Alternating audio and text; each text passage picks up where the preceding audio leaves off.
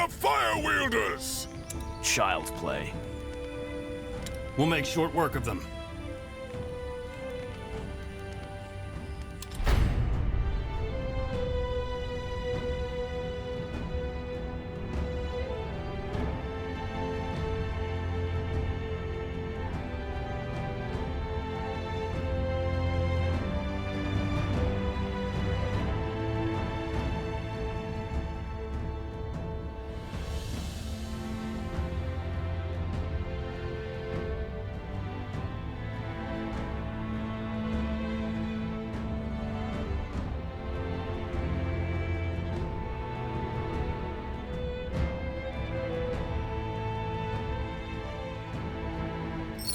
Here we are. So I want you to speak to 3 of my men. Elder Zilrak, Chieftain Zar, and Foreman Urash. They'll all want to discuss strategies with you regarding our upcoming fight against the Ash Reavers. All right. What about you? Don't you want to have a say in this? Tahar, I'm loyal to my people, but not stupid. You've won many battles, and you'll win this one. I may be a leader, but I'm not a strategist. I'll wait here. Come back once you've spoken with them. High Chieftain Gore! High Chieftain Gore! Do I know you? Zarek. I'm a tracker. Chieftain Zar sent me to welcome you. Ah, good. Where are they? And what's the situation? Bad. The Ash Reavers have started to put up their cow to the northeast. And the Paleskins... The Purity. Yes, the Purity. They are only a 2-day march from the mountain. 2 days. That's not a lot of time. It isn't. Zarek, where's Zar now? And the other ones I asked him to gather. They are waiting for you. Good. Tahar, I won't lie. This will be a tough battle. But we have to win it before the Purity arrives. Who are these advisors? How can they help us? You'll see. Didn't you want to try diplomacy first? This is diplomacy, Tahar. The Orcish version. If we'd let Kagan know we're here before we've gathered some force, he'd simply crush us. Never seek reconciliation without a display of strength.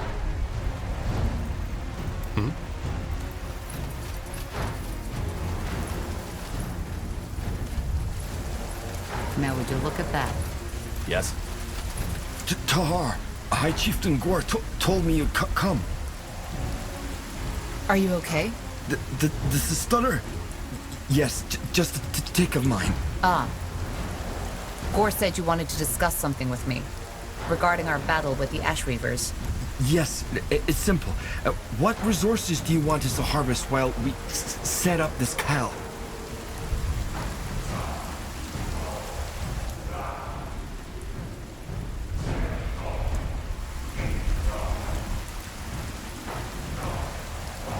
Prioritize wood. We'll need to expand fast to keep Kagan at bay. Good. What about the tools for our workers? I can order some smiths to improve some of them, but not all. That's a tough one.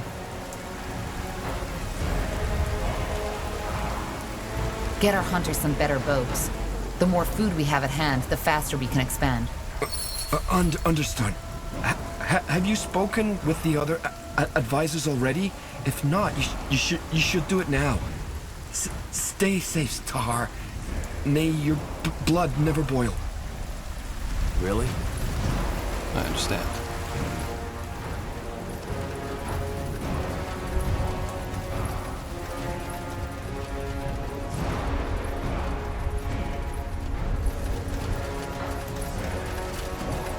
Tahar, Zauraka. Greetings. Gore said we should talk to you regarding our strategy against the Ash Reavers. Yes. Within the next 2 days, we need to turn this cow into a fortress. And since you've proven more than once that you're one heck of a commander, Gore wanted you to decide how. The first choice we need to make is what kind of fighters to pick to lead our defenses. We don't know Kagan's strategy, so normal axe wielders might be our best bet. Then again, maybe Kagan thinks the same thing. In that case, a pack of warg riders would be devastating. Lastly, we could place our bets on K-Ran hunters and attack from the distance. What do you say, Tahar? You're a chieftain. What's your opinion on this? Warg riders. The Ash Reavers were always known for their head-on assaults in large numbers, and the wargs might be the perfect counter for that. I think warg riders are our best bet. All right. What about expanding? Kagan is still busy with building his cow, so we could either try to gain as much ground as we can now, or put our efforts into fortifying the sectors we already control instead. Let's fortify. We must protect the heart of our base at all costs. I agree with you on that. Anyway, we're through. Best I get started on the preparations now. See what the other advisors have to say, will you? I know it's a rare thing for an orc to say, but the better we think this through, the easier the fight will be. May your blood never boil, Tahar. I'll see you on the battlefield.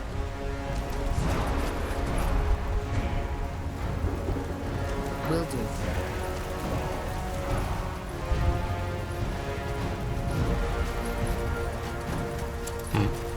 Let's see. The Shaper child. And so we meet again. How do you know about this? Because Gore told me. Also, I already sensed there was something different about you when we first met. But don't worry, most of us don't. They all know something happened to you inside that dungeon, but not what exactly. Though your new powers certainly invite speculation. I guess they do. So, you wanted to talk tactics? Tactics? Yes. I suppose you could call it that. This altar here, it has been in Bargagor for as long as we orcs have existed. To put it short, it's a gateway to Zarek's powers. If you know how to harness it, which I do, and I want to bless you with it. So, there are two blessings I can bestow upon you. The first one will allow you to call down fire from the sky, which we can directly aim against Kagan's troops. The second one is a blessing that will allow you to use the altar's power to put some of Zarek's fire into our fighters' blood, which will make them strong, very strong. Calling fire from the sky. Sounds pretty useful. Agreed. Then step back. This won't be easy.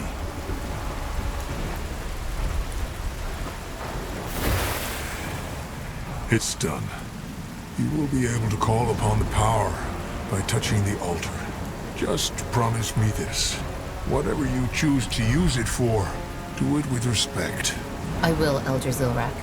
Thank you. No, Tahar. If there's anyone who owes thanks, it's me. If it wasn't for you and Gore, Krell would have led the Fire Wielders into extinction. Before you go, there's one more thing.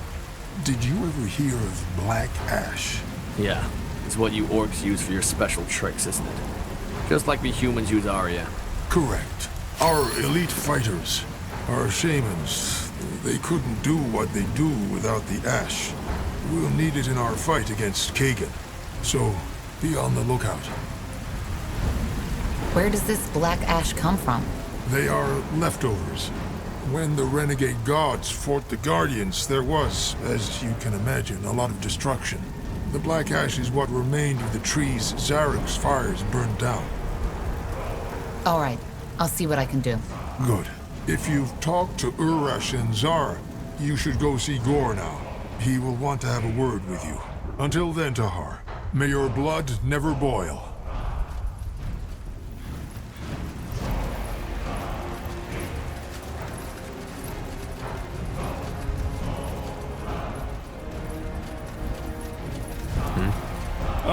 Tahar, I take it you've talked to the advisors. Yeah, we're all set. What now? Now we set our plan in motion. Once we've finished our preparations, we'll march towards Kagan's cow and try to reason with him. I'm not expecting this to take more than a couple of hours. Half a day at most. Let's begin. Good. I'll send out word. Just stay alert, Tahar. The Ash Reavers aren't known for their intrigues. but Kagan's hatred might get the better of him. I still can't believe we're doing this. Walking right into the lion's jaws. I owe that to Rain. What do you want? Zarek guides me.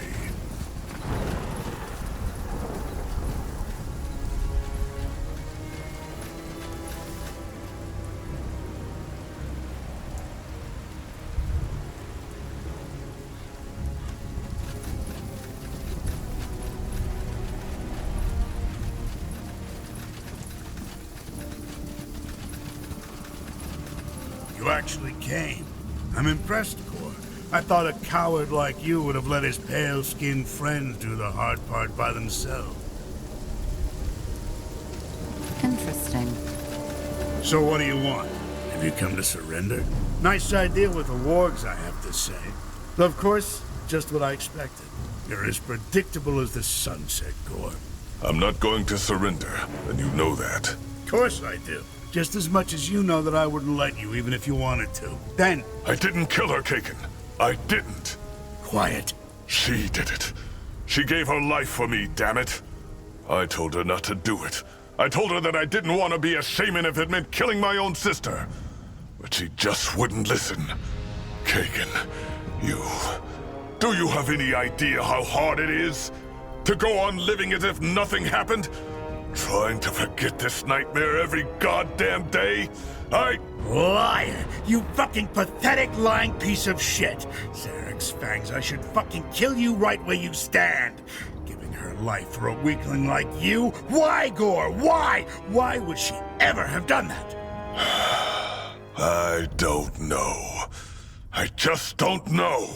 That's right, you don't! And even if she had, even if what you told me wasn't the most cowardly, pathetic lie ever spoken by an orc, why did you go on? Why? If it was so hard for you, why didn't you just renounce Zarek altogether? Or even better, throw yourself off that bloody mountain? Why? I swear, Gore, by nightfall, you and your little pale-skinned friends' heads will all be on pikes right where I'm standing. The crows picking out your bloody eyes. I fucking swear it. Gore isn't lying. You'd know. Wait. Do you hear that? Take them down! In the name of the light! Balrak, kill them! Pathetic.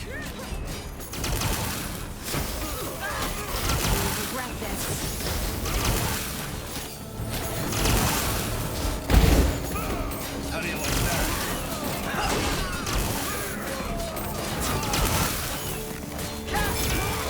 You repent.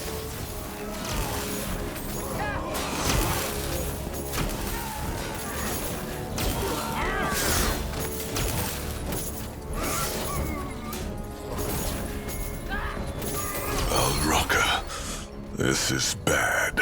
Why in the blazes is the purity here? I thought they were still a 2-day march away. Seems they weren't. They couldn't have picked a worse time. Now both the Purity and the Ash Reavers will try to destroy us. So I'm guessing negotiating with the Ash Reavers is off the table. I don't know. There needs to be a way to convince him. There must be. How? He doesn't believe you, Gore. I know. Maybe. Yes. Yes, that could work. If we take out the Purity first, then Kagan might be forced to cooperate. Forced? Why? For the same reason we beat Krell.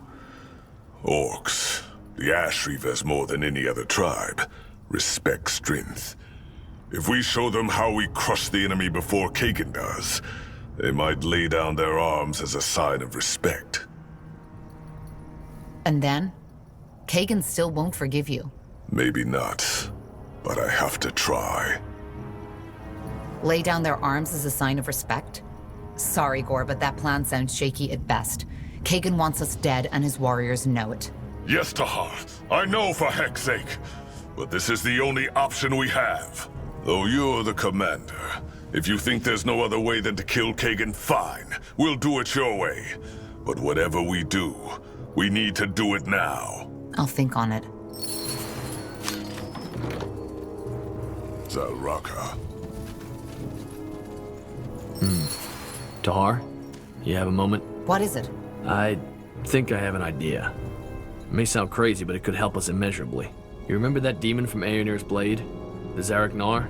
The Tribe Eater, yes. What about it? Well, long story short, there's one nearby. And I think I could wake it. It would take me some time, and I probably can't control it forever, but I can send it on to Kagan and the Purity first. It will be quite the show. Sounds like a plan. How do we summon that thing? See, this is why I like you, Tahar. I'll need a place that will allow me to channel my power. But don't worry, there's one nearby. I've been there before. Just take me to it and we'll get going. What's next? Got it. Chieftain.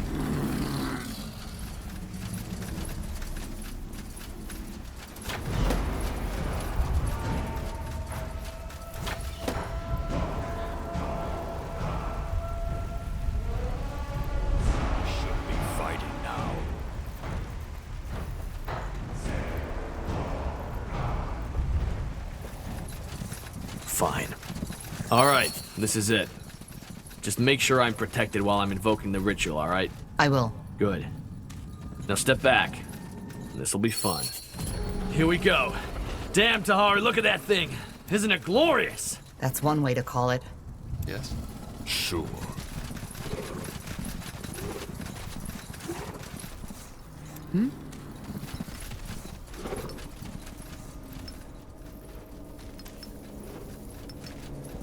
We're under attack!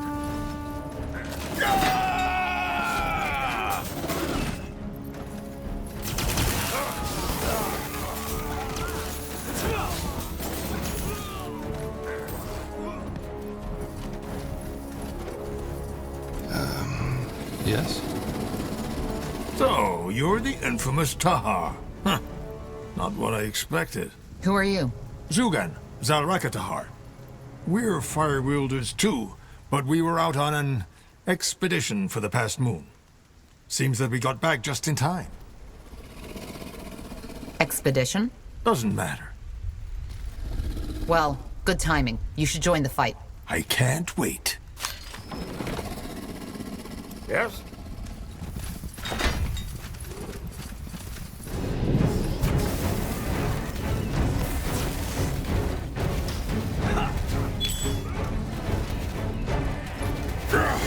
Help me. Anyway, the Purity's gone. At least for now. Let's go see Kagan. And you're sure his warriors won't attack us? They won't. The Ash Reavers may be savage, but they're still orcs. Come now. Can't control him much longer, Tahar! Get ready!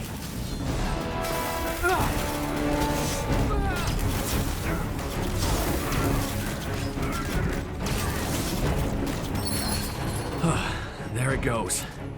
Beautiful fight, though. It's dead. Blazes. What a beast. Sure.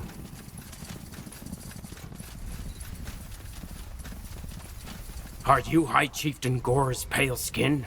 Probably. Who are you? Keshtar from the Fleshkin tribe. We were near and heard the sounds of the battle. Those white soldiers you're fighting, they are our enemies too. We want to help. Yes, your help is more than welcome. But you should know the Purity isn't only... The Ash Reavers. I know. And I also know the only reason for this battle is Kagan's hatred. We will help you. Yes. Fine.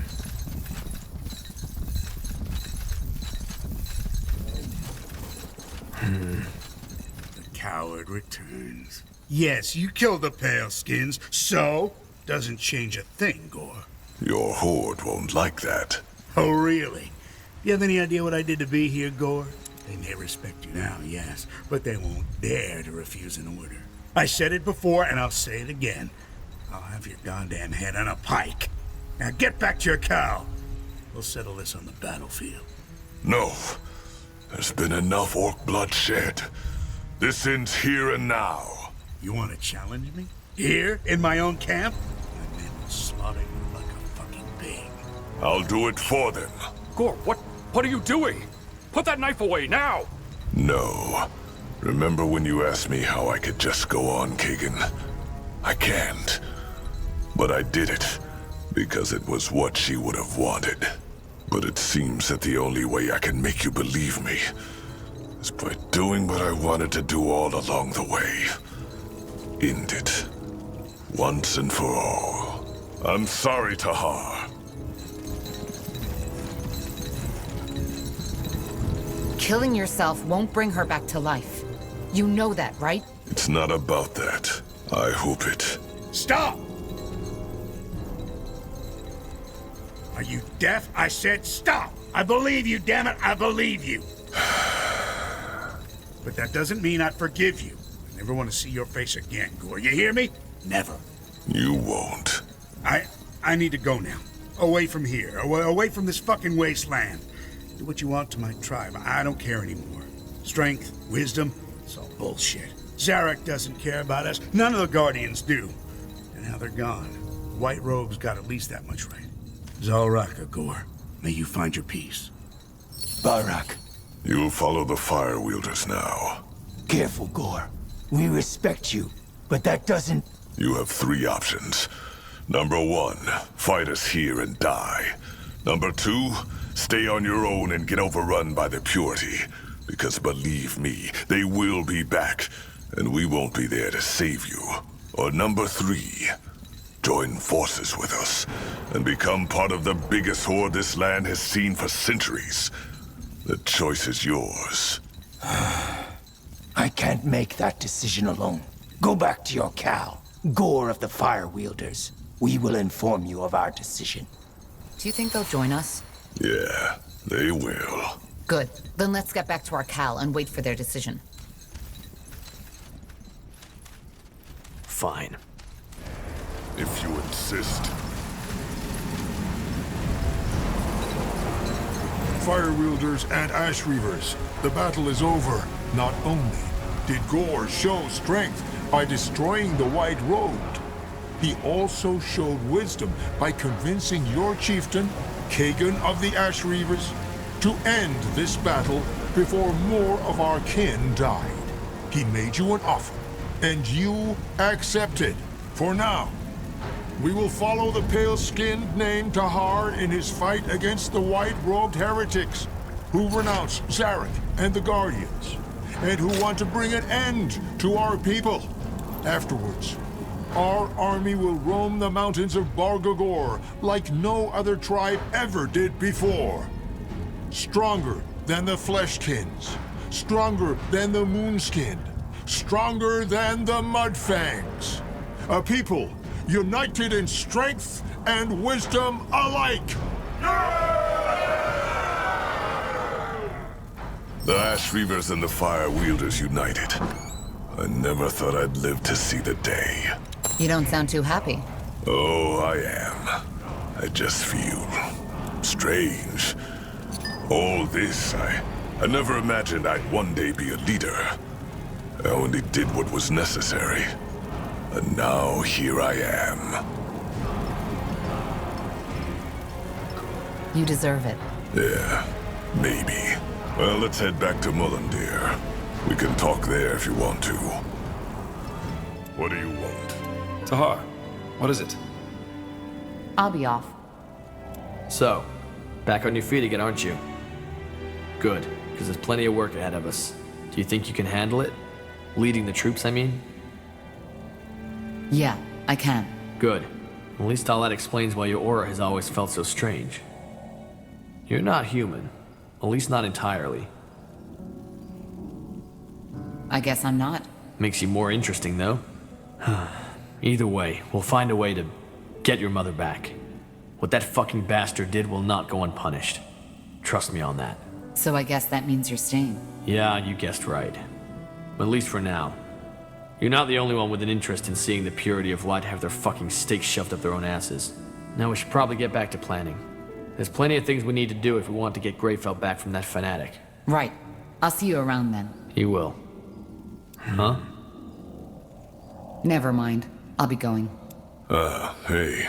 How are things? Any trouble with the Ashweavers yet? No, it's all good. They respect me, and they respect you. And as long as that's a given, they won't cause any trouble. Not for us, that is. Is something on your mind, Gore? You seem... I don't know. Rattled. What do you think, Tahar? It's about Kagan, isn't it? Yeah. Look, Tahar, the thing with the knife. I'm sorry. I shouldn't have done it. Without me, the fire wielders would have broken apart. And it would have been you and all of Io who would have paid the price. Just so I could have my personal catharsis. What I'm trying to say is... sorry. That was selfish. And it was stupid. So, it wasn't an act? No, Tahar, it wasn't. No need to apologize, Gore. Really.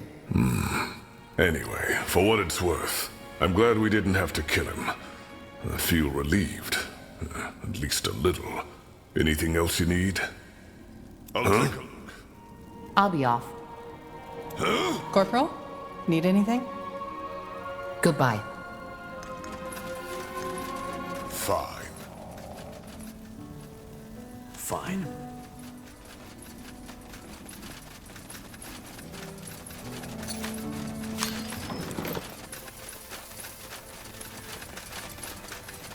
Corporal Tahar. Still feels strange to say that name out loud. Because of my father? What do you think? Anyway, you've proven by now that you're not like him. I didn't think I'd ever say that, but I'm glad our paths crossed. So, what do you need?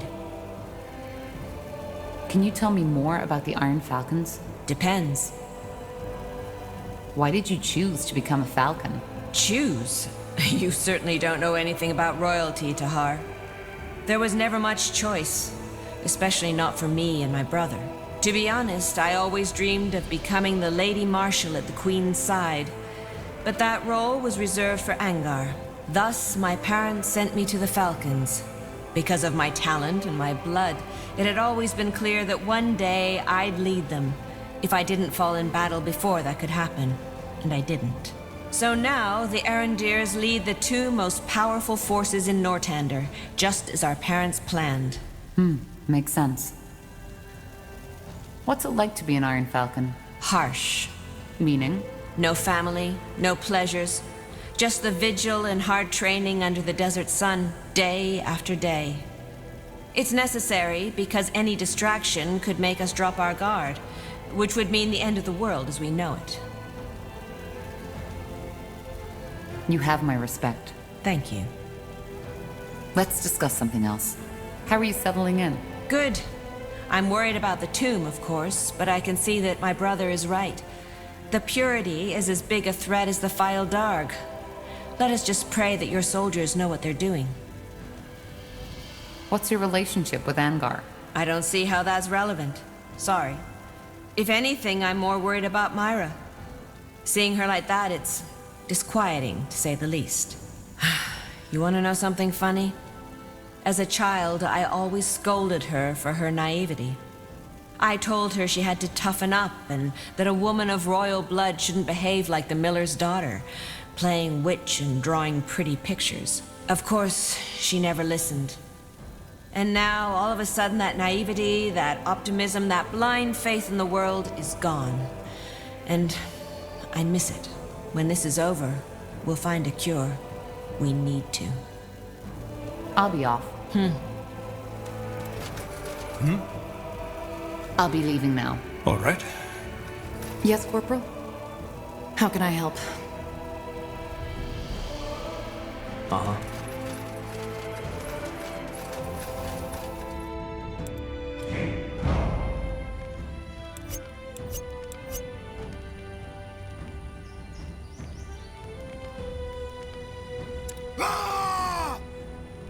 All right.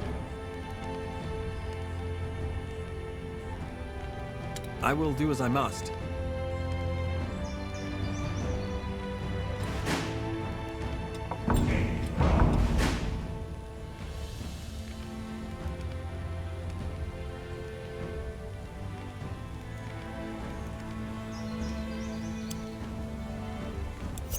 All right, here goes nothing.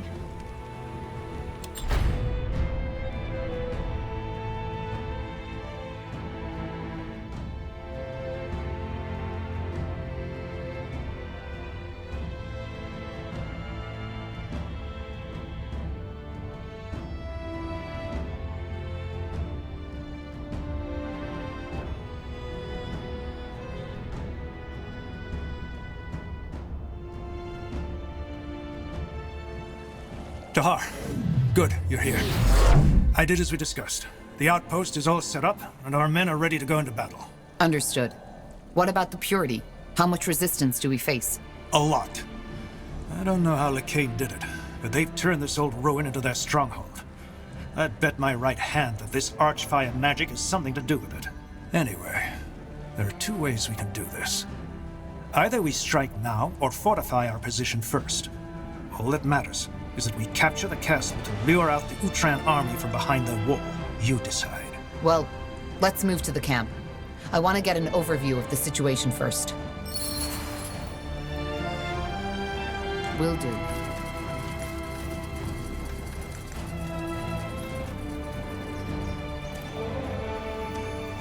Impressive. Yes, it's a considerable army, but still, it won't be easy. We have to plan carefully. What do you suggest? Attack at once, or fortify our position first? Fortify. I don't think that's a good idea. They will have noticed us by now, and the more time we give them to prepare, the harder it will be. Well, you're in charge, Tahar.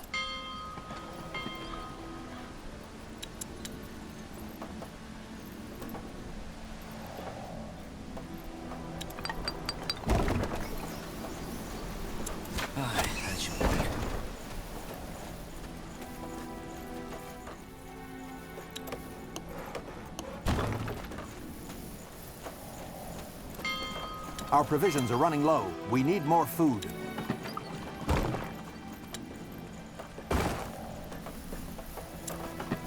Our population is at maximum capacity. We need to expand.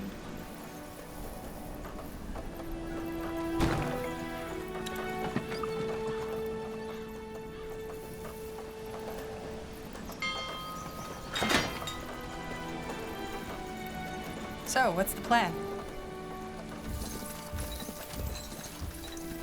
Building completed.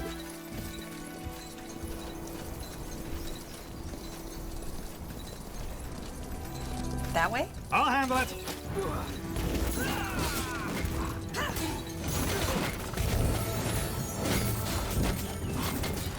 Building completed.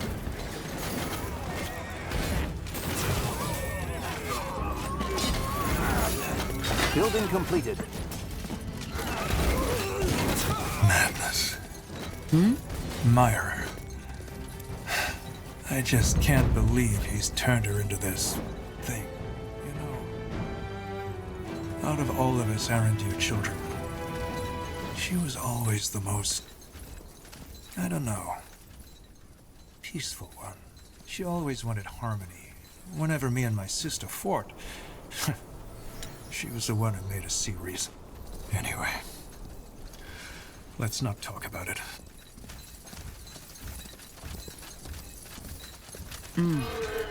Papnaira!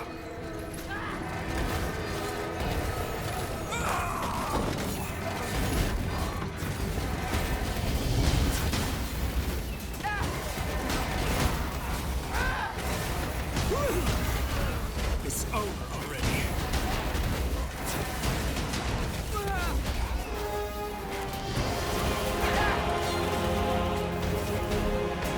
We should get moving.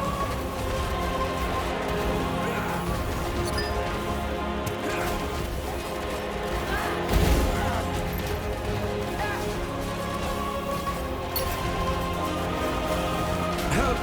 Please!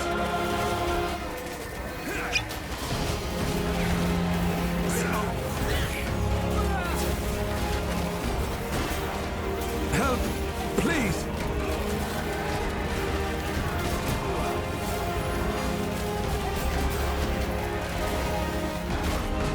Help! They killed one of our heroes.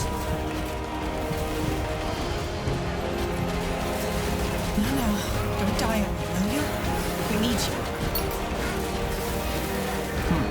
As you say. Yes?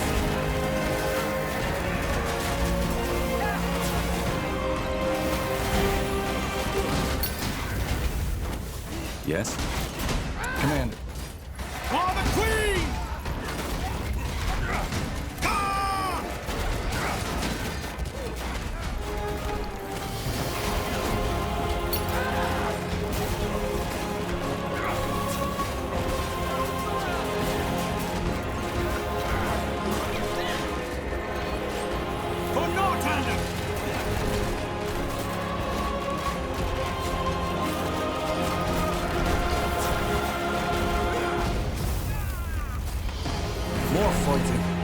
this never end?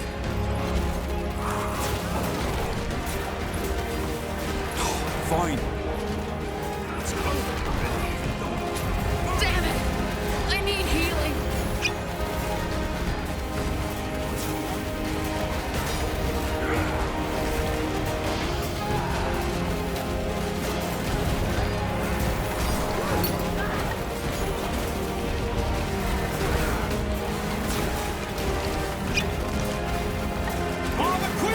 They will fall.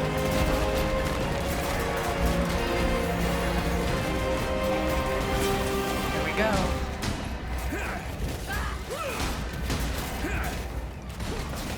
Help, please.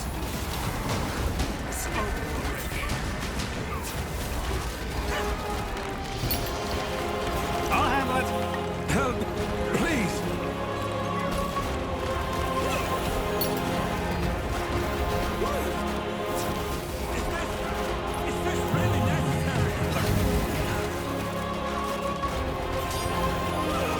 Help, please. You.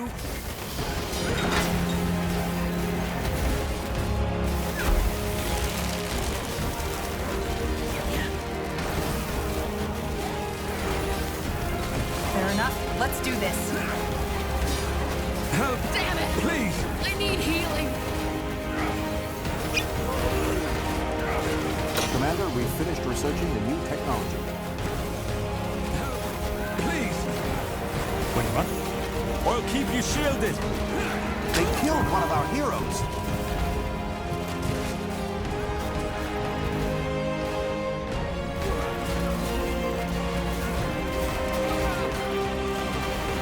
Get ready.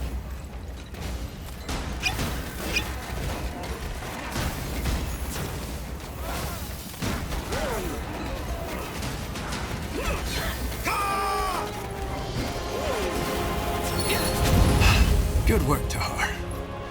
I wasn't certain until now, but you know how to lead. What now? We need to make a stand here. Like this, the castle won't hold a minute against a full-fledged assault by the Utran forces. And I'm sure those soldiers who fled have already notified Myra. Or whoever is controlling her. Good. I'll tell our men to set up some defenses here. Let's hope it'll be a while before they strike back. The more time we have to prepare, the better. Corporal Tahar. Yes? The enemy armies. They are crossing the Utran border, just as you predicted. How long until they'll be here? I don't know. It looks as if they're still in preparation, but probably not much longer. Damn it. What about my sister? Is she there? Not in the front lines, no. Understood. Dismissed, Private. Madam. Blasted. That's sooner than I expected. What now? We need to be quick. Position our troops, fortify any choke points, secure as much territory as we need for an effective defense. Because as soon as the Purity strikes, there'll be no more time for that. You and your strike team have to move quickly. In other words, this is our last chance to make fortifications, and the longer we can hold them back, the more time you'll have to locate the rune carriers. Understood. Then we best get started. Our smiths need more iron.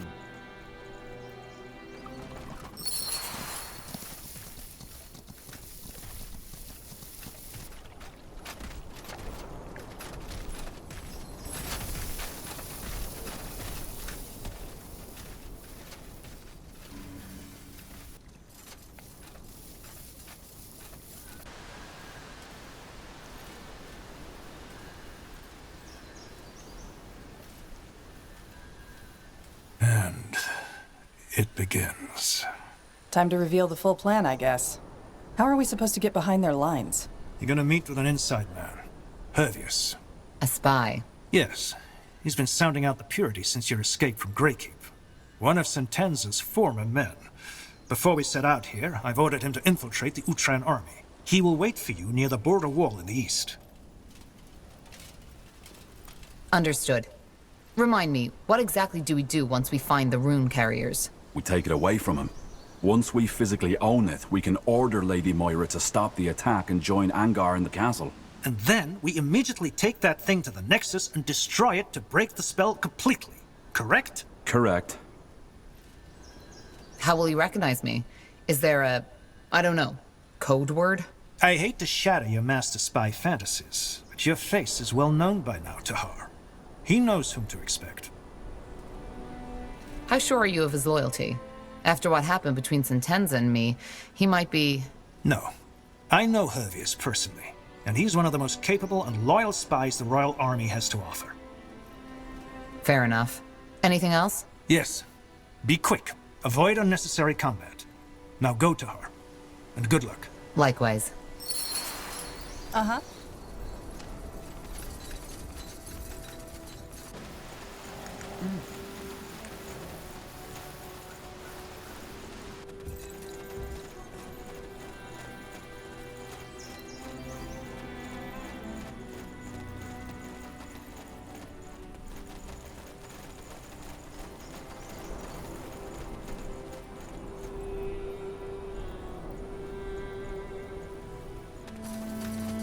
Something you need?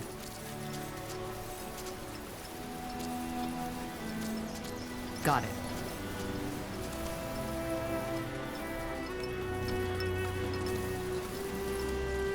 Sure.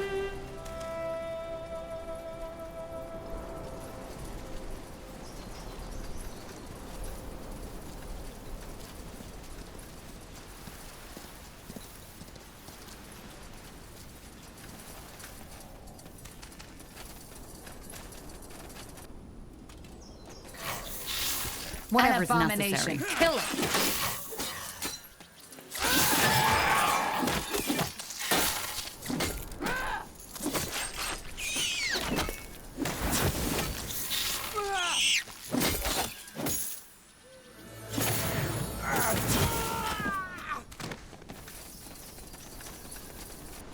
Chop, chop, man. Let's Blasted armor.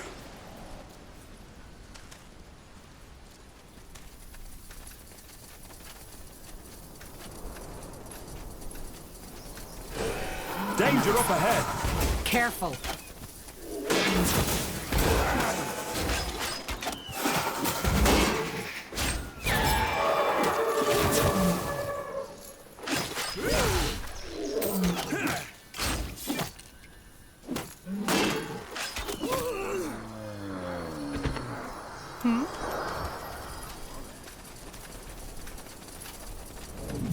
Sounds like a plan.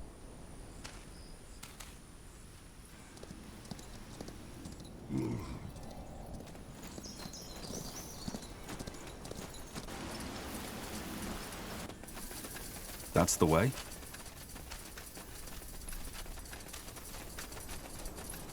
You got it.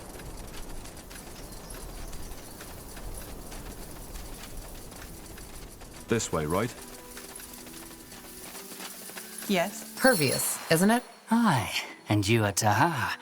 I don't think you remember me, do you? Should I? Never mind. So Angar told me about your mission. Mind control, Shaper runes. It all sounds quite adventurous, if you don't mind me saying. So here's the situation. If those rune carriers exist, they will probably be in the northwest, in the old Iskandar loyalist camp. Speaking of it, where are the Iskander loyalists now? Dead, mostly. The purity gave them a chance to repent, but most of them wouldn't. It was pretty ugly. I didn't get the smell of burnt meat out of my nostrils for the next 2 days. I see. And how do we get past that wall? Why did the Purity build it to begin with? Purity? No, you misunderstand. It was House Utran who gave the order, because those refugees wouldn't stop coming. But to answer your question, there are 2 ways I know of. The first one leads, brace yourselves, through the gate. It will be very hard to find an opening, though, with all the troops swarming through. And the second one? That one's a tad trickier. Apparently, there are tunnels smugglers once used to get wares over the Utran border. Word has it that some of the refugees used it to get across, too. Both ways sound pretty risky to me. The first one because it might get us killed. The second one because it will cost us time and we don't even know if it exists. Well observed, Tahal. But I'm afraid it's all I can offer. Once you make it past the wall, it should be easier. Just make sure to avoid the patrolling troops. You said that we met before. Aye, but I don't think now's the time to discuss the old days, is it? Any idea where those tunnels could be? None. But if I had to make a guess, I'd look close to the wall itself. All right. Thank you, Hervius. Nothing to thank me for. Just, if this mind control thing is real, you have to put an end to it. Nobody should have that power. I couldn't agree more. Just give the word. If the refugees dug those tunnels, their old camp might be a good place to start looking. True.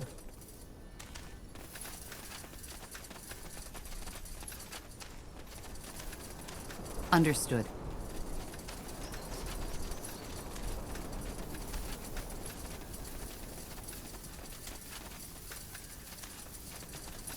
Understood. That way?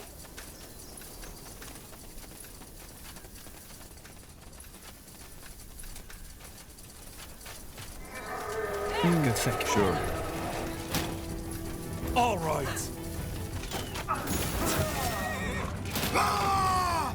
You asked for this.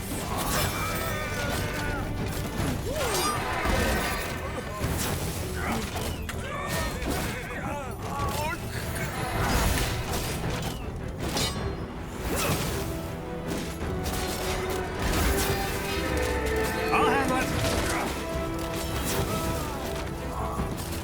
I'll keep you shielded.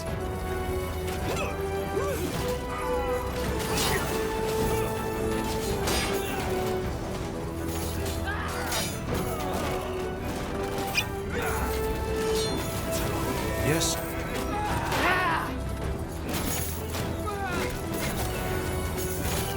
Sure.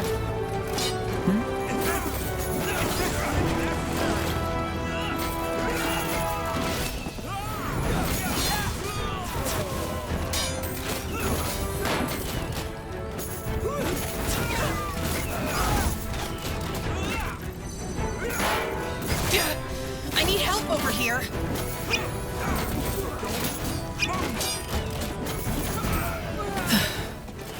Good job. That should slow their attacks down a bit. So, what's the plan? You read my mind.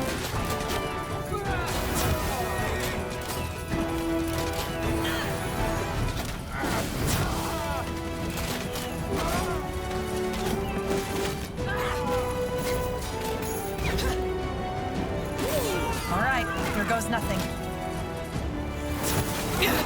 I need help over here.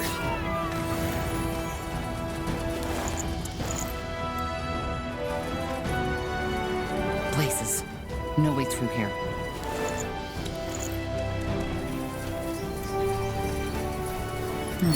Looks like a tunnel, doesn't it? Locked. No way to get through. That's the way? Fine. More fighting. Does this never end?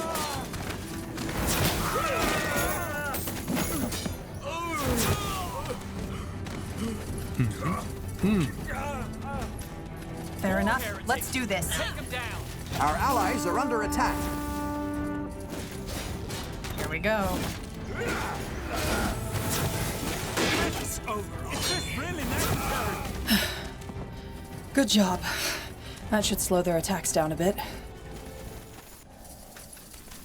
This will be a masterpiece. What the? Who are you? What do you want from me? Relax, we're not your enemy. We need your help. My help? But I'm just a traveler. No, you're a refugee.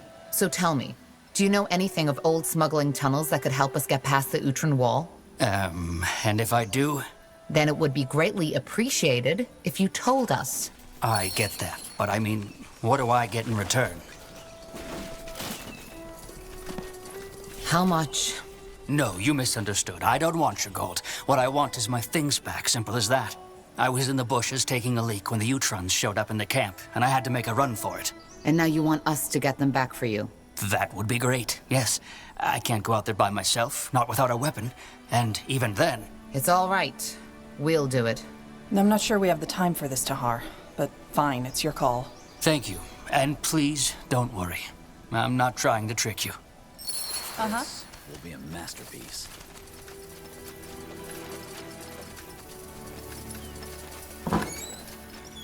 We We should take a closer look at this. That should work. Good thinking.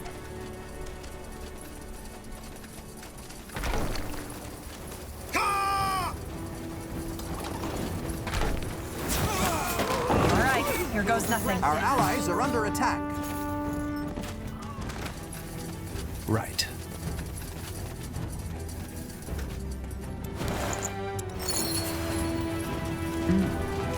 Sure.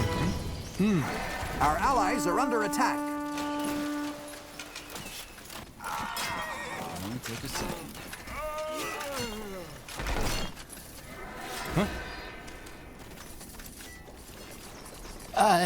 Did you find my things? Yes, here you go. Let me see. Yes, that's it. Thank you, friend. I didn't actually expect you to hold your end of the bargain. So, I do know about the tunnel, yes. The one to the northeast, that is. Lots of the other refugees tried their luck there. But from what I've been told, those Utran bastards plucked them right out from the hole on the other side. Not worth it if you ask me. And as far as I know, one of the refugees hid the key near the camp, under a rock, for any other soul who wants to follow. Near the camp, under a rock, isn't very specific. Right below the Godstone. You can't miss it. All right, that'll help. Thank you. Well, it's not like I had much of a choice, did I? Now, if you don't mind, I got things to attend to. Go ahead. Yes?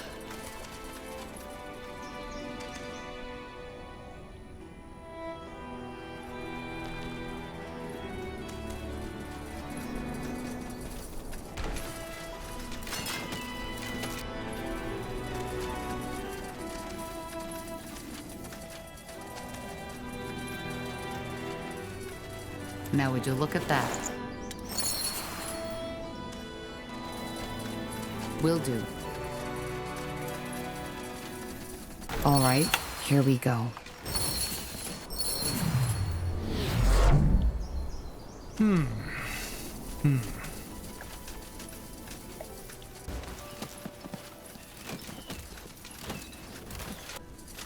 Understood.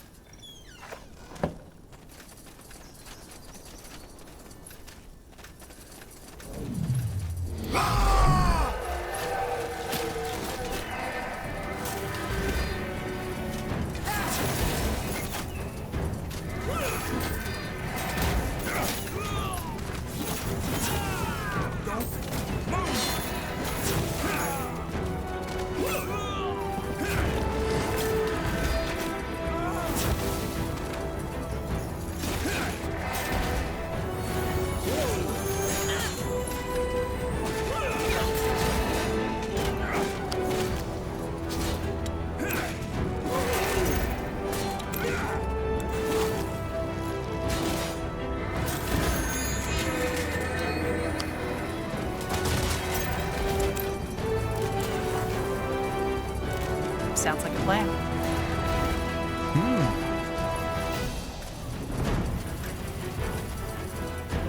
Aeonir's light.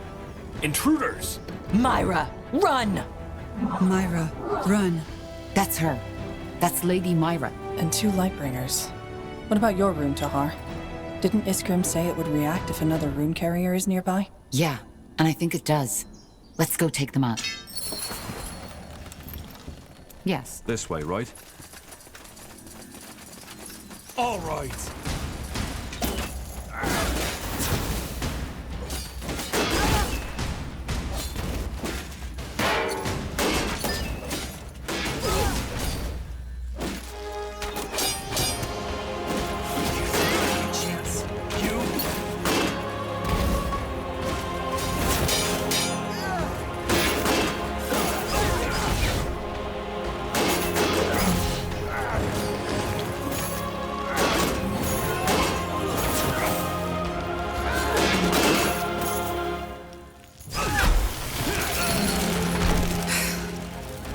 Quite the fight. See if they have the rune. Interesting. It connected with you, just like the Harbinger's rune did. I think you can control Lady Myra now. Then let's go find her.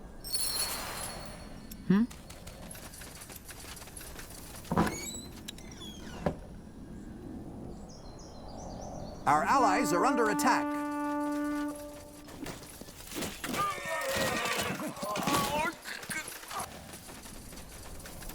Our allies are under attack.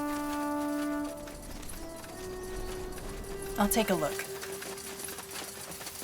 Lady Myra? Lady Myra. Ellen's reigns. Iskram, what do we do now? What's happening to her? Well, she's still under the control of the runes, so you should be able to give her orders now, just as the rune carriers did. Go ahead, try it. How do you feel? Are you wounded? How do I feel? Am I wounded? What now? What now? You should order her to stop the assault on the fortress. All right. Command your men to lay down their weapons and stop the assault on the fortress. The Uhtred house is now no longer allied with the Purity, but with Northander. I command my men to lay down their weapons and stop the assault on the fortress. The Uhtred house is no longer allied with the Purity, but with Northander. She sounds different than when the Purity priest commanded her. I think that's because her mind needs to adjust. Good work. Let's tell our people we're ready to head back to Mullindir. Uh-huh. Got it. As you want. Got it.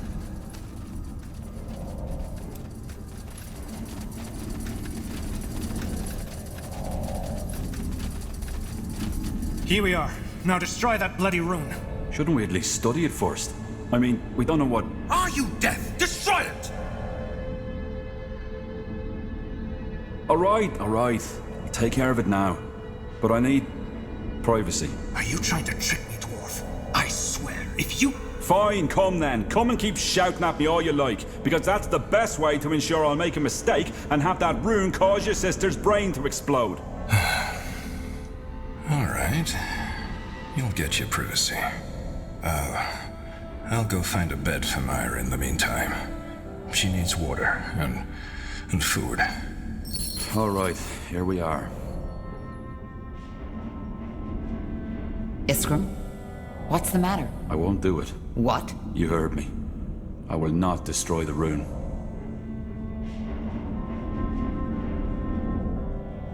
Are you joking?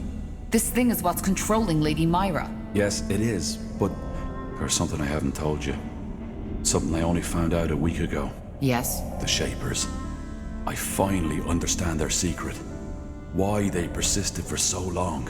Why during their reign there was not a single power who dared to defy them. Not even the dragons. Why there was peace. The rune. It all makes sense now. The Shapers used these runes to control, to ensure stability. They enslaved their own people by exerting mind control. Is that what you're getting at? Enslaved? So a murderer put behind bars is a slave too? No, Tahar. They used the runes to protect their empire from its enemies, from outside and from within. Don't you see? This is the reason why there were no wars, no coups, no stupid rebellions. Because the Shapers had the power to correct misguidance. And the best thing about it? The control didn't even suffer. They merely had their views readjusted and continued to live on a normal life. And you think this is a good thing? Being able to bend minds to your will? Look, Tahar, I'm not stupid. I know there's a danger in that power, but there's a danger in every power. Blasted, you're a mage. Thousands of people would like to see you burn. And just because they're afraid of that power inside you. Your magic, just like the rune, it's a tool. Don't you see that? And a tool is neither good nor evil. It's merely a potential. And this, Tahar, this is the potential to change the world for the better. What about the ghosts who protected this place? They seem to have gotten more than a little readjustment. Yes, probably because their crimes required a more severe punishment. Isn't that poetic justice? Rather than killing a wrongdoer, he's bound to protect those he wanted to hurt. Just imagine the potential of this. Lady Myra doesn't seem normal at all. She acts like some kind of machine. Yes, because neither we nor the Purity have even come close to comprehending the true power of the rune. We're sodding amateurs. So what's your plan? Use the rune to create a second Shaper Empire? No, use it for the greater good. For us, for our purpose. For our battle against that lunatic Lacane. Damn it, Tahar. This might be the key that I've been looking for. The key for stability, for peace. I will not destroy it. Iskram, calm down. There has to be another way. No, there isn't. Iskram, you've said it yourself. With Myra's current state of mind, she cannot help us win over the other houses. And without them, we'll never recapture Greykeep. Lacane will win. Please. You have to trust me with this. The rune must be destroyed. Fine. Fine. But I'm doing this for you. You understand me? I will destroy it. But as soon as there's time, I will start my research again, and no, you cannot stop me. Agree with me or not, I know this power can do good. I just know it.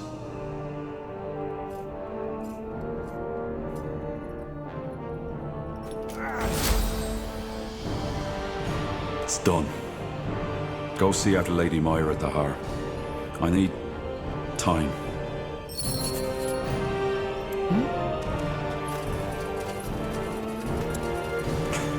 Blasted armor. Let me see. Intriguing.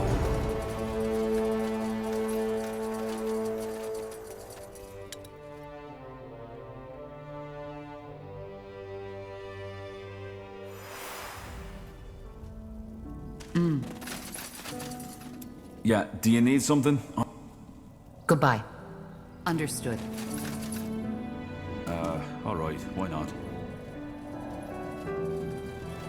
Corporal?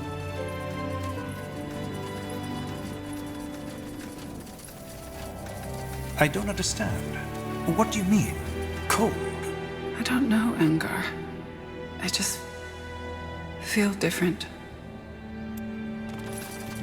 Taha, what happened? Did the dwarf destroy the room? He did. I see. Well, something is off. Myra, she's different. What? Myra? I don't know. I feel strange, cold. See? That bloody rune, it did something to her mind. Lady Myra, what do you mean by cold? Dark, empty. I don't know how to describe it. Forgive me. But you remember who you are, don't you? I am Lady Myra Emmeline Arendir, third-born daughter of House Uhtred. But we destroyed it. That's my point. Her mind, it must have suffered permanent damage. None of this should have happened. None of it. Myra, you should get some rest. Things might be different tomorrow. Yes, brother. As you say. Come, let us call your companions. There's things that need discussing. I'll take a look. I've been wondering, do you have a family? Heirs? That question came unexpected. Is it so hard to answer? It isn't. No. I don't have a family. Save for my sisters. How come? Well, I'm afraid to understand my answer, I need to go back a little. You see, I had always known what my life would look like, long before it became what it is. You see, House Arendir is one of the eldest of Northander. The role of every Arendir had already been chosen the moment he or she was given birth to. For me, it was always clear that I would be the Lord Marshal of the Royal Army. So your parents forced you to do this? Let me put it this way. It was my duty. Of course, I could have rebelled, but even back then, I had already come to realize that the needs of the many outweigh the needs of the few. Sure, I too had had my share of boyhood dreams. But betraying my parents and the realm had never been an option. Being a royal commander sounds an awful lot like a boyhood dream to me. I guess it does. But you need to keep in mind that we Arendiers were raised for this. I knew from the start that a military path had little to do with the tale of brave knights in shining armor from the poems and the plays. People, especially in youth, often crave for what they don't have. The fisherman's daughter might dream of a life as a princess, whereas the princess aches for the charming vagabond to take her to an exotic place, far away from her life of etiquette, stern-faced governesses, and arranged marriage. So you were looking for something else too? From time to time, yes, certainly. You see, one of my uncles had been a seaman. His branch of the family was by far the least powerful one, but whenever he came to visit, I didn't leave his side for a minute. He had sailed to Kalea to meet with the Blood Oracle, to Imperia, to the great Colosseums, and once he had even sailed all around the lands of winter. You can imagine that for me as a boy, his stories were a lot more exciting than my lessons in math, history, and politics. And more than once after his visits, I found myself lying in bed and wondering what it would be like to just pack my bags, enlist on one of the trade ships, and see all these marvels my uncle had told me about myself. A foolish fantasy, of course, but still, it existed. But yet, you never seriously contemplated becoming a seaman. No. I was young, yes, but I wasn't a fool. Even if duty and loyalty had not been a concern of mine, I knew that my uncle only told me about the good parts of his life. He never spoke of how a snowstorm cost him 3 of his fingers, and why he always carried a bottle of brandy wherever he went. Is your uncle still alive? No. His ship ran aground when I was 14 winters old.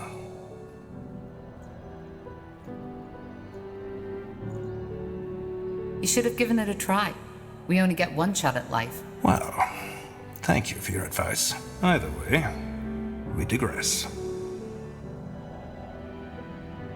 I still don't understand why becoming the Lord Marshal stopped you from having a family. It was a choice. I probably don't need to tell you this, but love and marriage are as much a duty as any other. You cannot be a good husband or a good wife if you don't commit entirely. And the same goes for parenthood. And the higher I rose, the more I realized that people in my position, whose decisions affect the lives of tens of thousands, can and should only have one commitment. Their duty. Yes. I know it sounds dramatic, but it's the truth. I chose not to have a family, because the realm was my wife and its people were my children. Allowing somebody else into my life would have meant betraying the others. What about the Arendir bloodline? Who will carry on your name if you don't have an heir? My sister, Myra. But isn't she a widow? Yes. Her husband, Lord Uhtred, died in the Mage Wars. But she's still young, and once we've ended this madness, I will encourage her to look for a new, suitable partner. But there are commanders who have families. And they have them at an expense. If life taught me anything, then it's that excellence requires absolute dedication. And with the responsibilities that I have, I simply cannot allow myself to be distracted. I think you're wrong. Dedication and family don't exclude each other. They do. But we've wasted enough time. You wanted an answer, and that was it. Is there anything else you wanted to know? I'll be leaving now. All right. Just give the word. Got it.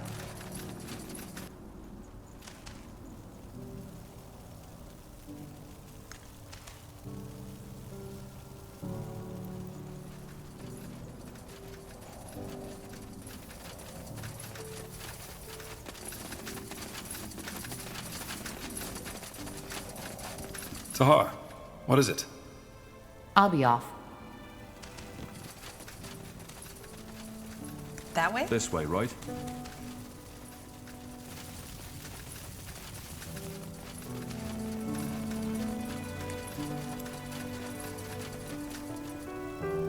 All right.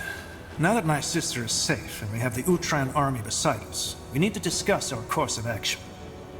As I've hinted at already, there are two more problems we need to take care of before we can gather to convince the other royal houses to join forces with us and reconquer Greycube. Lakane's Iron Ones, and the Leonida forces. Iron Ones. You mean these giant walking armors? Yes. We need to destroy the place where the Purity manufactures them. And we need to eliminate Amaria Leonida, who has allied herself with the Harbinger. House Leonider has the strongest army in Nortander. Wouldn't it be wiser to forge the alliance with Wolfgar and Hallett first, and then deal with them? It would, but Leonider is controlling the borders. In other words, until we've taken care of her and the Ironborn, we couldn't move the Wolfgar or Hallett forces, even if they agreed to an alliance. Any idea what these Iron Ones actually are? Golems? No, I doubt it. They have the magical signature of a human. I guess we'll need to find out. Yes, though I'm fairly certain the Harbinger's new magic has to do with it. The Archfire. But if that's the case, how are we supposed to deal with them? Well, according to my scouts, there is a place where they are being created by whatever unholy power is behind this.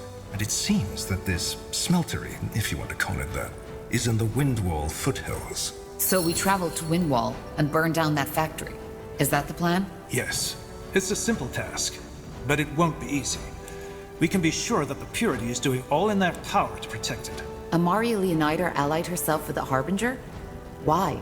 Because she's probably the most ardent follower of the Purity's teaching.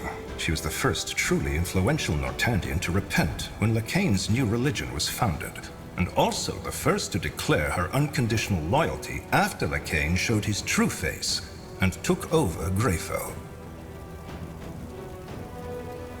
Could that also have something to do with what happened during the Mage War? That her sons fell in the last battle against my father? I'm pretty sure it has. Did you know that she attempted to commit suicide? That was only months after the Queen had put an end to her father's doing. So yes, her loyalty to the Purity almost certainly has to do with her losses.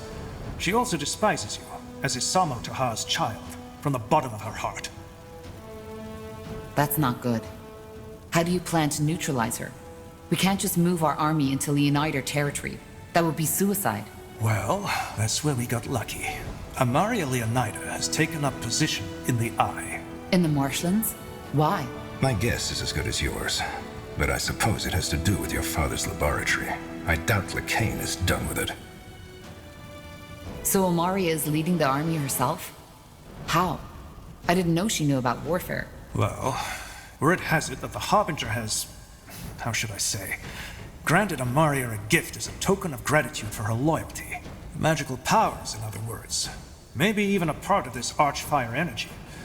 No, I don't know if these rumors are true, but we'll have to consider them when we make our plan.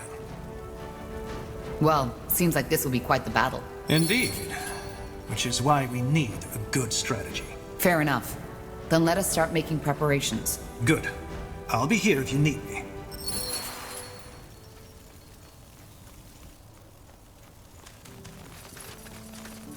Corporal Tahar? Corporal Tahar! Let's see. What's the matter? I have news. Bad news. Report. The Iron Falcons from Aenir's Blade. They've sent word. A dragon has appeared near the canyon. An elder. An elder? You mean... Yes. From the legends. What? But they've been asleep for centuries. Well, apparently not. An elder? You... Yeah. What? Well, apparently... Are you sure this isn't a mistake? Quite sure. The Iron Falcons found 3 keepers torn apart and scorched in a way that only a dragon could do it. But what's even more alarming is that the Falcons believe that said dragon is heading our way. Why? I don't know, Corporal. I just don't know. What are your orders? We need to confirm the rumor. But how? I'm only a scout, Corporal. The way I see it, we only have two options: wait or act. If we wait, the dragon might attack Mulandir without us being prepared. If we act, at least we're the ones who decide where the confrontation will happen. You have a point. What if the scouts are wrong and the dragon isn't here for us? It is a possibility. Where is this dragon now? Is it moving? I don't think so. According to the Falcons, it has landed in a small oasis in the scorching desert. A 1 or 2 day journey from Aenir's Blade. What will you do, Corporal? I know this war is already taking up all of your resources, but we cannot just stand by and watch while that creature comes at us, can we? I'll travel to the oasis and see for myself. I understand. You want me to tell the others? I'll do it when we head out. Dismissed, Private. Madam? Yes?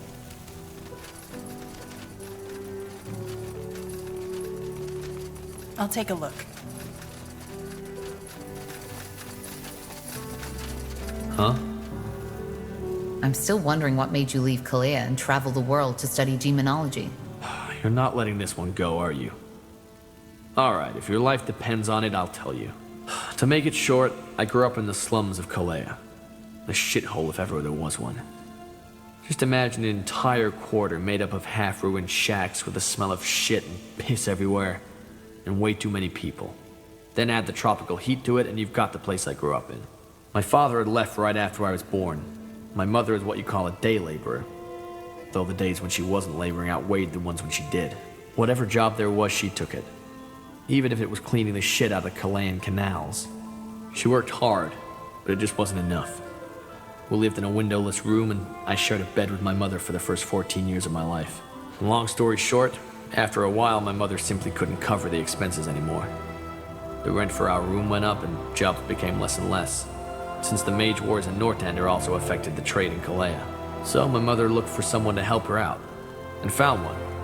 A man named Creo. He was a loan shark who had it all. A stupid name and a shady beard. 2 lackeys who followed him wherever he went. And above all, a complete lack of what other people would call decency. I think I can see where this is going. Sure you can. It's not the most unique of stories, is it? To cut to the chase, 1 year later we were in massive debt. Creo suggested my mother another way of making up for it. You can fill in the blanks. I was just too weak. Over and over, this fucking bastard came. Had my mother tell me to go for a walk. And every time I had no choice but to obey. Do you have any idea how that feels, Tahar? To be that powerless? I remember one day I looked in the mirror and realized how much I hated the boy I saw. I hated his body with all its frail bones, his small arms, his bloodshot wet eyes. And that's when I decided to change things.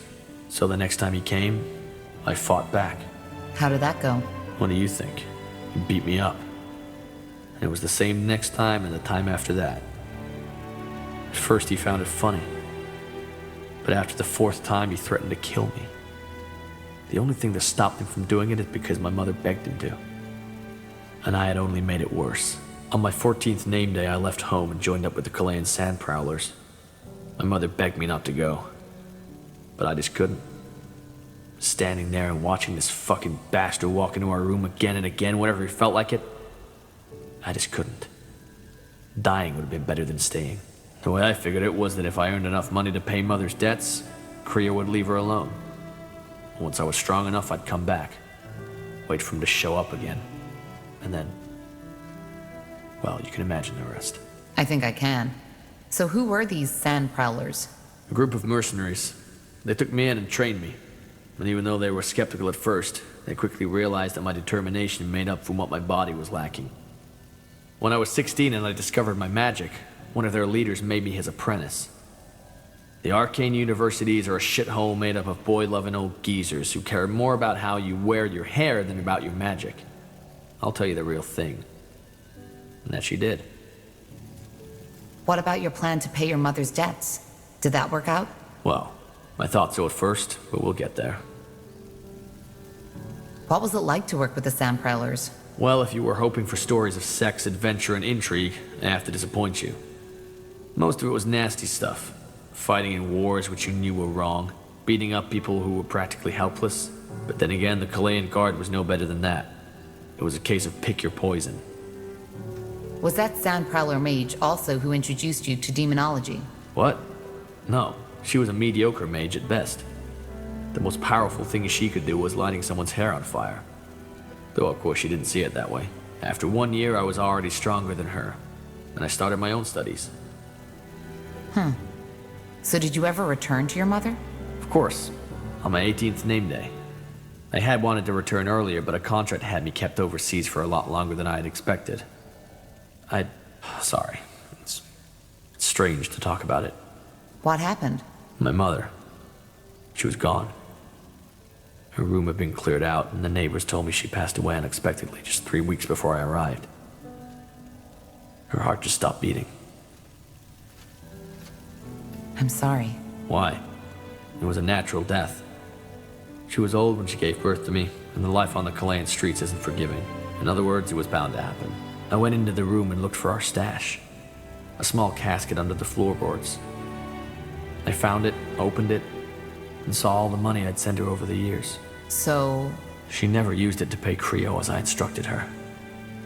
I have no idea why, but my best guess is that she thought it was mine since I earned it. She was that kind of person, you know? No matter how hard fate punched her in the face, she'd cling on to her ideals. Always did what was right rather than what was good for herself. And look what she got in return. Did you ever visit her grave? I did, but it was a mass grave. Dozens of corpses, all piled onto each other, and some earth shoveled on top of it. I threw up when I saw it, and never came back after that. What about Creo? Well, as you can imagine, I went to look for him. Right after I was able to think straight again. But he was gone. Where? I don't know. I asked everywhere and everyone who could know, and they either didn't or gave me different information. After a while, I gave up. Why? Because people like Creo are just a reality we have to deal with. I could have killed him, but what good would it have done? My mother was dead, and no amount of bloodshed and gut tearing could have changed that. The world doesn't give a fuck about your ideals, Tahar. About doing the right thing. That's just the shit we tell ourselves to help us sleep at night. You eat or you get eaten. It's that simple. I wasn't strong enough when I should have been. And that's why I couldn't help her. That will never happen again. I see where you're coming from, but without ideals, we'd be living in the claws of Nor. Yeah, keep telling yourself that. To wrap up the story, I enrolled at the university from the money my mother saved for me. Turned out the Sand Prowler mage was wrong. There were some boy-loving professors, but they knew their shit. I studied and practiced until there was nothing left to study. Then I found out about demonology and the power in it. I quit university, and I've been traveling ever since. Taking jobs as a mercenary here and there, but above all, improving my skills. My last stop was Bar Gagora to summon a devourer. And what are you after? In the long run? I don't know. I'll find out when I get there. Interesting story. Thanks for your trust, Urim. Sure. Hope you're happy. We should get moving.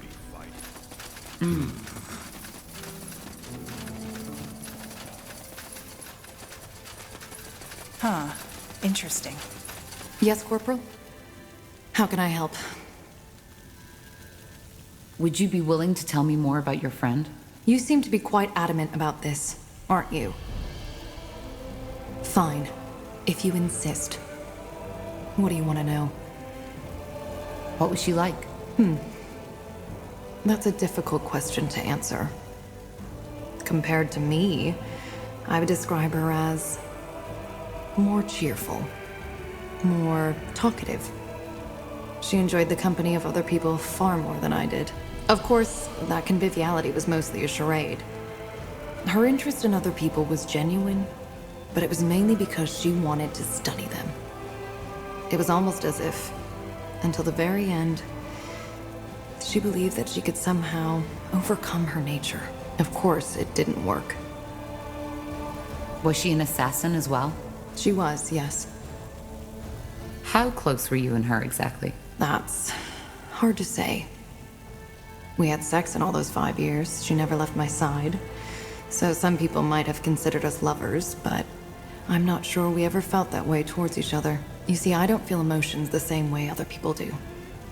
And neither did Mila. The feelings the bards all sing about, I never had them. And I doubt I am capable of feeling them at all. This bond we had it because we were alike. Because she understood me and I understood her. Without saying a word. And I doubt I will ever have that feeling again. When you say you were alike, what does that mean? That she also hardly felt emotions? Yes. But whereas for me, it had been becoming a dreamweaver that had made me who I am, Mila had simply been born that way. There was no logical reason for her condition. It was just what fate, or the gods, had given her. I understand. Maybe you do. How did how did it happen? The blood burn? Well, I presume you are familiar with how the disease progresses, so there's no need to explain that part. As for when and where, we were with a small caravan near Everlight, on our way back to Greyfell. We had made camp in a small forest when the symptoms first showed. An old man, one of the caravan leaders, started coughing blood. I think everybody saw, but they all acted as if they hadn't. From that point on, it went straight downhill. Almost 3/4 of the group were infected. And by the next day, a young boy had blood running from his eyes. Do you know what's strange? What? Up until that point, I didn't even consider the fact that Mila was infected as well. The thought just didn't ever cross my mind. How did you find out? A blister. On the third morning after that night in the forest, she took a bath in a nearby river and I saw it. That was it. I knew what would happen. And so did she. I insisted on riding back to Everlight and looking for a healer. An irrational thing to do, and I knew it. But I figured that a chance was better than none. But she wouldn't have it. I want to tell life when it's over, not the other way around. That's what she had always told me. And that night, it turned out she meant it. She took her own life. Yes. When I returned to the camp that night, I found a letter where she told me to meet her at a nearby clearing. I did, and found her laying on the grass, hands crossed behind her head, as if she was watching the moon. There was an empty bottle next to her, and I immediately recognized it. It was the merciful slumber, the most painless of poisons at our disposal. When you drink it, it's almost like falling asleep, very slowly. She was smiling when she faded away. How do you feel about her decision? How should I feel? It was her decision, and it was the most rational choice to make. Dying of the blood burn is incredibly painful, and she avoided that pain. Her last memories were ones of peace.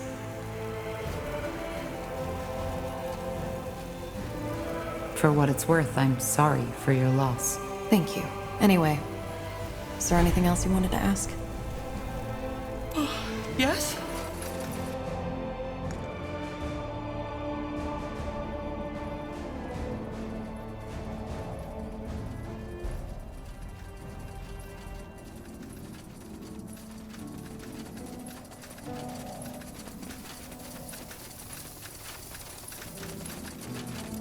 There you are.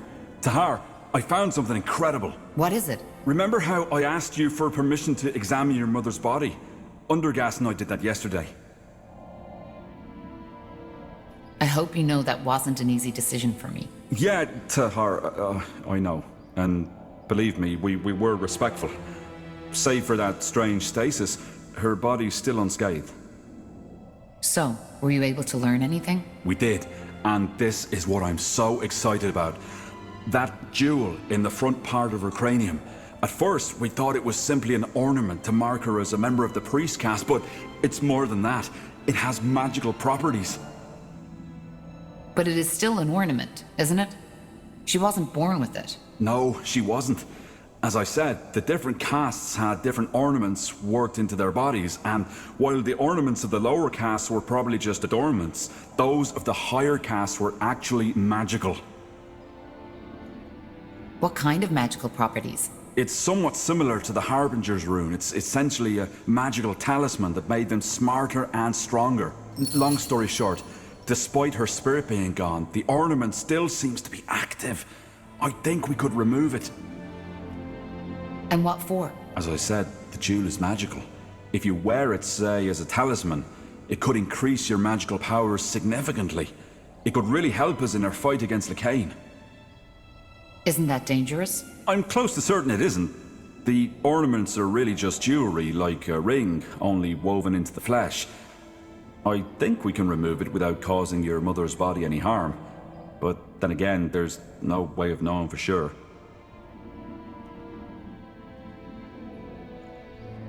All right, do it. Of course. Give me a moment, will you? Shouldn't take long. All right, Tahar. It worked. Here, take a look. Can you feel it? It's amazing. And you're sure it didn't damage her body? Pretty sure. Removing the jewel only caused a small wound, and I stitched it up right away. It should be fine. Now, take a look. Do you feel that energy? You're right. It's immense. Well, I guess now we know why the lower caste revered the priests as gods. Telepathy, magical ornaments, they were almost superhuman, so to speak. Either way, I think it'll help you on the field. Thanks again for your trust, Tahar.